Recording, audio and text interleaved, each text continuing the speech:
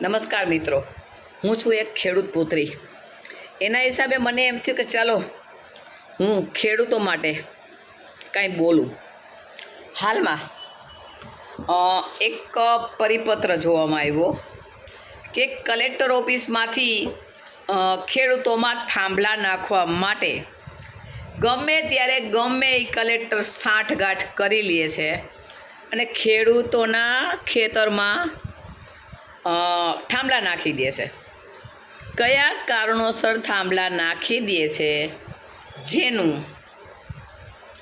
હાલમાં ગુજરાત હાઈકોર્ટે એક ચુકાદો આપ્યો છે કે કલેક્ટર સાહેબ શ્રી પણ પોતાની મનસ્વી નથી ચલાવી શકતા, મામલતદાર સાહેબ પણ પોતાની મનસ્વી નથી ચલાવી શકતા, પરંતુ ખેડૂત ખાતેદારનું નો ઓબ્જેક્શન અવશ્ય હોવું જોઈએ. પરંતુ એ પરિપત્ર છે એ તો અભેરાએ જ પડ્યો રહે છે કોર્ટમાં.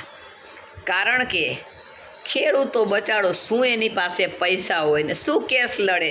એટલે આ લોકો જે કંપની જે થાંભલા નાખવા આવે છે તે થાંભલા નાખવા માટે એનો નિયમ શું છે હું તમને જણાવું મિત્રો. મારી પાસે તેના 50 કેસ છે એક ગામના. એવા મારી પાસે મેં 400 ખેડૂતોનો મારી પાસે સંપર્ક કરેલો. દેવભૂમિના ખેડૂતો પણ મારી પાસે છે, પોરબંદરના ખેડૂતો પણ મારી પાસે છે.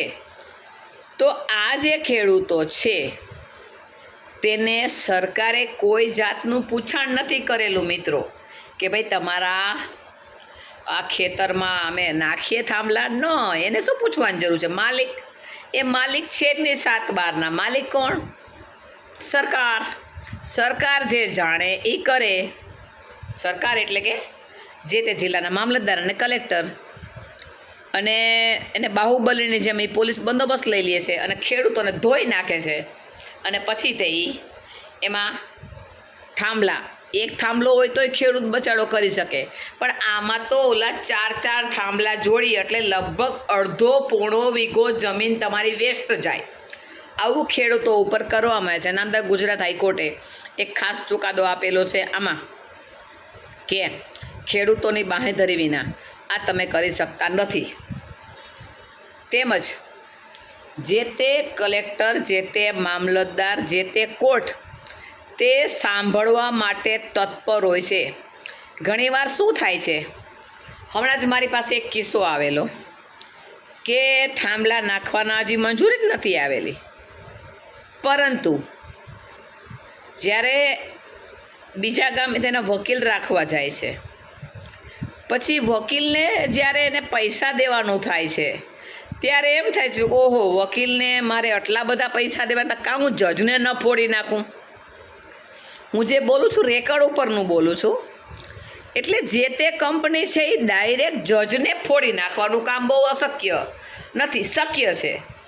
કારણ કે તમે એક વાયરને કાતરથી તોડવું હોય તો ફટ દેરો તોડી શકો. એમ જજને ફોડી નાખવાનો એટલે તમને મુદત મળી રહે અને જજ તમને તારીખો આપે રાખે. શક્ય છે ને મિત્રો?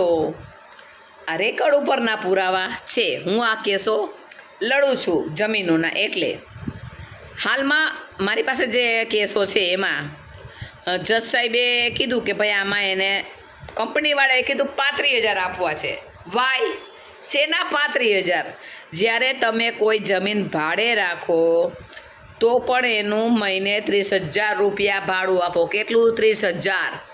તો આ ખેડૂતનો અડધો વીઘો, પોણો વીઘો કાયમી જમીન લઈ લ્યો છો તો શું મામાની જમીન છે એ કે કાકાની વારસાઈ પાડી લ્યો છો?